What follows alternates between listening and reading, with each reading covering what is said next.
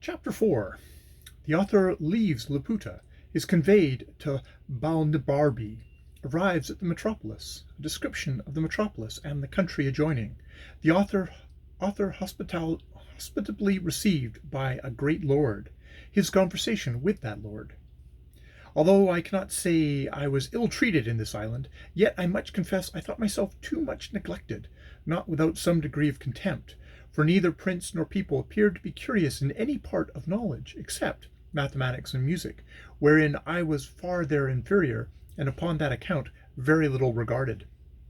On the other side, after having seen all the curiosities of the island, I was very desirous to leave it, being heartily weary of those people. They were indeed excellent in two sciences, for which I have great esteem, and wherewithin I am not unaverse, but at the same time so abstracted and involved in speculation that I never met with such disagreeable companions. I conversed only with women, tradesmen, flappers, and court pages during 2 months of my abode there, by which at last I rendered myself extremely contemptible, yet these were the only people from whom I could ever receive a reasonable answer.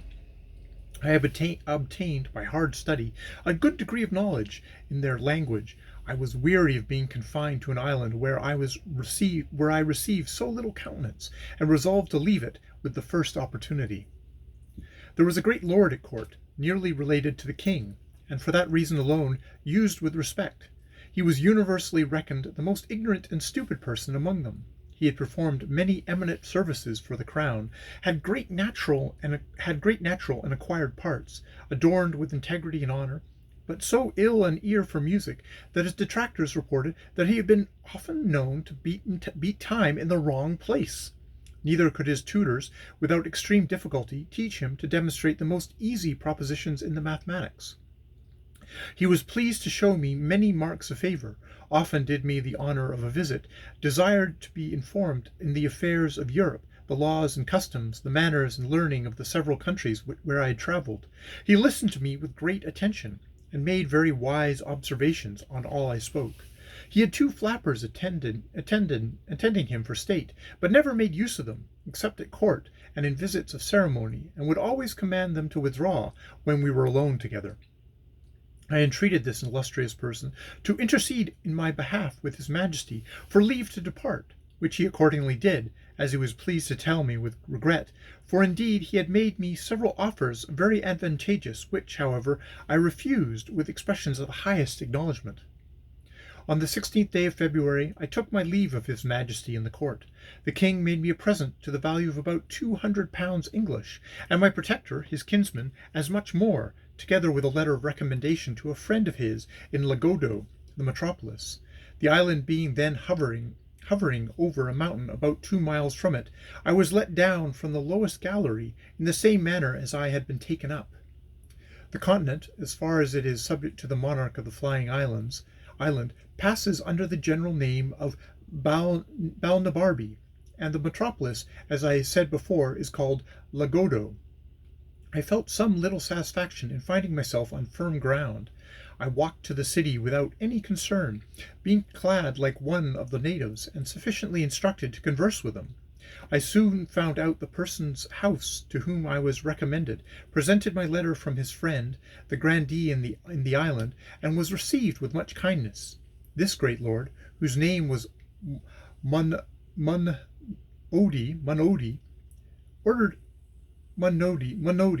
ordered me an apartment in his own house, where I continued during my stay, and was entertained in a most hospitable manner.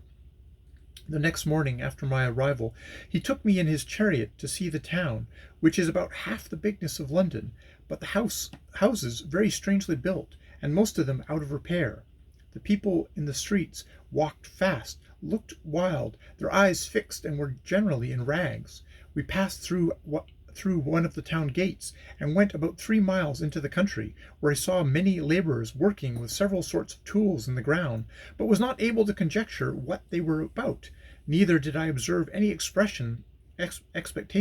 either of corn or grass, although the soil appeared to be excellent. I could not forbear admiring all these odd appearances both in town and country, and I made bold to desire my conductor that he'd be pleased to explain to me what could be meant by so many busy heads, hands, and faces, both in the streets and the fields, because I did not discover any good effect they produced, but on the contrary, I never knew a soil so unhappily cultivated, houses so ill contrived, and so ruinous, or a people whose countenances and habit expressed so much misery and want. This Lord Monodi was a person of the first rank, and had been some years governor of Lagoda, but by a cabal of ministers was discharged for insufficiency. However, the king treated him with tenderness, as a well-meaning man, but of a low, contemptible understanding. When I gave that free censure of the country and its inhabitants, he made no further answer than by telling me that I had not been long enough among them to form a judgment, and that the different nations of the world had different customs, and with other common topics to the same purpose. But when we returned to his palace, he asked me how I liked the building, and what absurdities I observed, and what quarrel I had with the dress or looks of his domestics. This he might safely do, because everything about him was magnificent, regular, and polite. I answered that his Excellency's prudence, quality, and fortune had exempted him from those defects, which folly and beggary had produced in others. He said, if I would go with him to his country house about 20 miles distance, where his estate lay, there would be more leisure for this kind of conversation. I told his Excellency that I was entirely at his disposal, and accordingly we set out the next morning. During our journey, he made me observe the several methods used by farmers in managing their lands, which to me were wholly unaccountable, for exempt in some very few places, I could not discover one ear of corn or blade of grass. But in 3 hours' travelling, the scene was wholly altered. We came into a most beautiful country, farmers' houses at small distances, neatly built, the field enclosed, containing vineyards, corn grounds, and meadows. Neither do I remember to have seen a more delightful prospect. His Excellency observed my countenance to clear up. He told me with a sigh that this is where his estate began, and would continue the same till we should come to his house, that his countrymen ridiculed and despised him for managing his affairs no better, and for setting so ill an example to the kingdom, which, however, was followed by very few, such as were old and wilful and weak like himself. We came at length to the house, which was indeed a noble structure, built according to the best rules of ancient architecture. The fountain, gardens, walks, avenues, and groves were all disposed with exact judgment and taste. I gave due praises to everything I saw, whereof his Excellency took not the least notice till after supper, when, there being no third companion, he told me with a very melancholy air that he doubted he must throw down his house in town and country to rebuild them after the present mode, destroy all his plantations, and cast others into such forms of modern usage required, and give the same directions to all his tenants, unless he would submit to incur the censure of pride, singularity, affectation, ignorance, caprice, and perhaps increase his Majesty's displeasure. That the admiration I appeared to be under would cease or diminish when he had informed me of some particulars which, probably, I had never heard of at court, the people there being too much taken up in their own speculations to have regard to what passed here below. The sum of his discourse was to this effect, that about 40 years ago certain persons went up to Laputa, either upon business or diversions, and after 5 months' continuance came back with a very little smattering in mathematics, but full of volatile spirits acquired in that airy region. That these persons upon their return began to dislike the management of everything below, and fell into schemes of putting all arts, sciences, languages, and mechanics upon a new foot. To this end, they procured a royal patent for erecting an academy of projectors in Lagodo, and the humour prevailed so strongly among the people that there was not a town of any consequence in the kingdom without such an academy. In these colleges, the professors contrived new rules and methods of agriculture and building, and new instruments and tools for all trades and manufactures, whereby, as they undertake, one man shall do the work of 10, a palace may be made and built in a week, of materials so durable as to last forever without repairing. All the fruit of the earth shall come to maturity at whatever season we think fit to choose, and increase 100-fold more than they do at present, with innumerable other happy proposals. The only inconvenience is that none of these projects are yet brought to perfection, and in the meantime the whole country lies